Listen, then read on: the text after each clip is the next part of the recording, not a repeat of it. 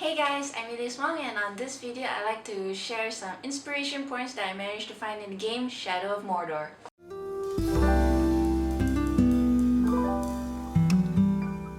Artists can gain inspiration from anywhere, and usually I just love games and movies because you can see the creativity from artists themselves that bring all these characters to life. So I thought to do a video, the interesting parts that can actually inspire you to create something new on your own. This is what this video is all about. I like to play video games. I am a very story-driven person, so I like single-player campaigns that are really strong. I have played another Lord of the Rings game called War in the North, but it was not as intriguing. Shadow of Mordor really knocked this one out of the park. It was so good, the graphics were amazing. Shadow of Mordor takes place between the events of The Hobbit and Lord of the Rings. That's the great master, the royal one. Small, sweet, like flopping fishes. But filthy, tricksy ranger comes along. Craggy ranger, smiley, stinky ranger. He hurts us, he steals from us like bargains. You play as the main character Talion, who unfortunately, him and his whole family has been murdered by the Black Hand of Sauron. But now his soul is stuck, kind of like in a limbo, neither alive nor dead. And now he seeks revenge against the Black Hand. It goes deeper than that, as it affects the whole army of Sauron. You can build forces, weaken them. This kind of reminds me of Dante's Inferno mixed with Batman Arkham City. Batman Arkham City did a wonderful job to make you really feel like Batman kicking villains in the butt, and yeah, Batman Arkham City is a really good game to play. And the fighting mechanics are a little bit similar to that, which makes the fighting really smooth, and you really feel it makes killing orcs so fun. I mean, there are a lot of creative ways to kill an orc.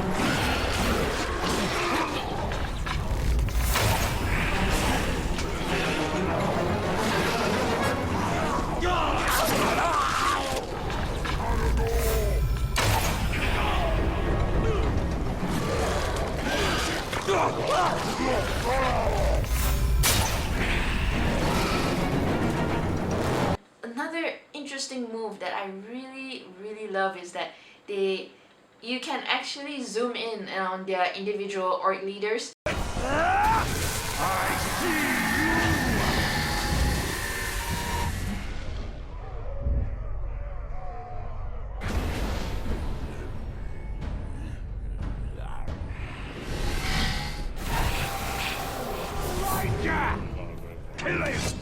And you can actually see their personality, you can see their weaknesses, you can see their strengths. Hook shot. And this kind of gets you to plan a bit before you approach them. What are you going to do about it? Are you going to shoot? Are you going to attack him from range, or are you going to use a Karagor against him? So it's really interesting. You have to plan before you attack.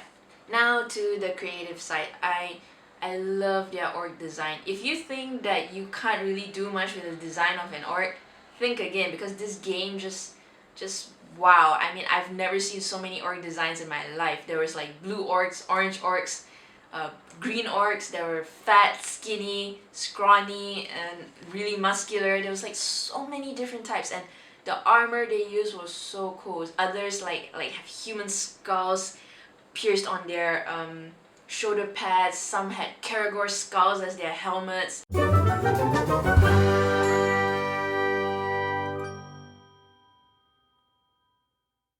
It really kind of inspires you to build your own armor. What can you think of? And you can rotate them and see all the design, what was done. You can even zoom in and zoom out.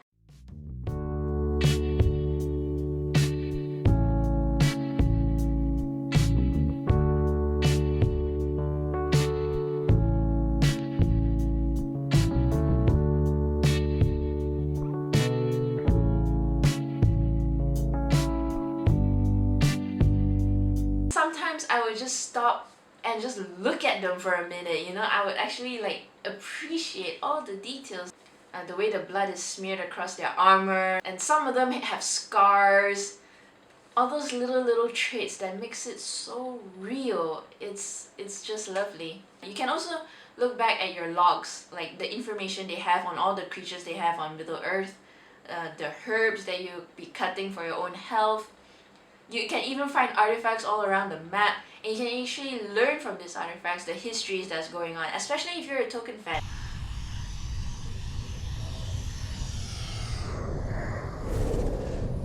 The north collapses upon us. The Tower of Nightmare builds in Nornen. The Nameless One returns. Mother, take this. Thank you, my child. They even made references to the Book of Silmarillion. Ungoliant is one of the very first spiders of Middle Earth, and Shelob, which was shown in Lord of the Rings, was one of her descendants. This dwarf is far from home. Not all those who wander are lost. Another interesting choice design that I found interesting is like they actually use hail, which was an interesting form of precipitation if you ask me, because usually when you play games, usually you get thunder, you usually get rain. And in this game you do get rain, but sometimes you can even see hail. You can see like little stones just falling from the sky and hitting your character, and it just bounces off. Even when it rains, you can even see the water sliding off the ground, sliding off the walls. I'm just flabbergasted. And the environment is really beautiful. There's a lot of greenery, a lot of sceneries. You can see mountains in the background. I love how they do the sunlight, you know. Sometimes when it goes through shade of trees, you can actually see the rays of sun piercing through.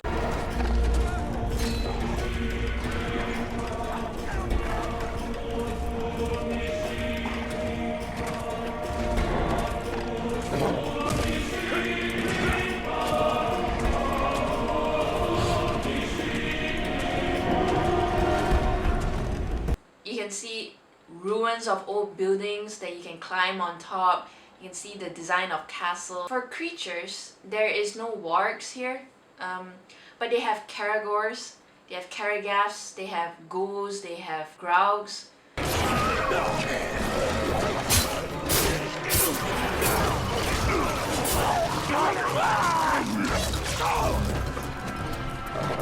Interesting creatures. You can even see the logs, and the art done for this was just so beautiful. I mean, I just can't say more than that. It's just beautiful.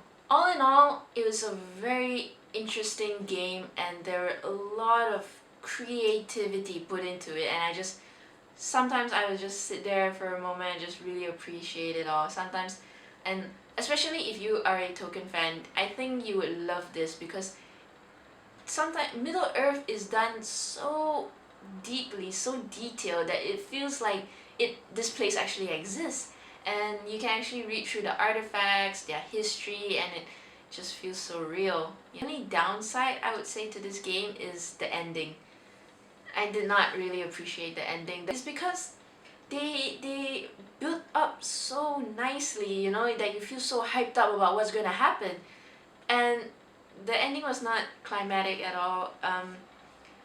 I felt like they just kind of dropped the ball there. The last boss battles, they were not very strong. They were pretty weak as well. So, but all in all, I would highly recommend you playing this game. It got really good reviews out there. The gameplay was smooth. The attention to detail is just amazing. I'm just so impressed. And the story is good. The story is good. It's just that the ending, they could have finished it with a lot more explosion, a lot more bells and whistles, you know? But other than that, it's a good game. Really, the graphics were amazing. Especially if you're a token fan, definitely this game is just for you. Thank you for watching. If you're new to my channel, I would love for you to subscribe, and if you'd like to keep up to date with my photos and paintings, you can follow me on the following sites, which are linked down below in the video description. They are Facebook, Blogspot, Google+, and Deviantart. That's all for today. I'll see you guys in the next video. Love you guys. Bye.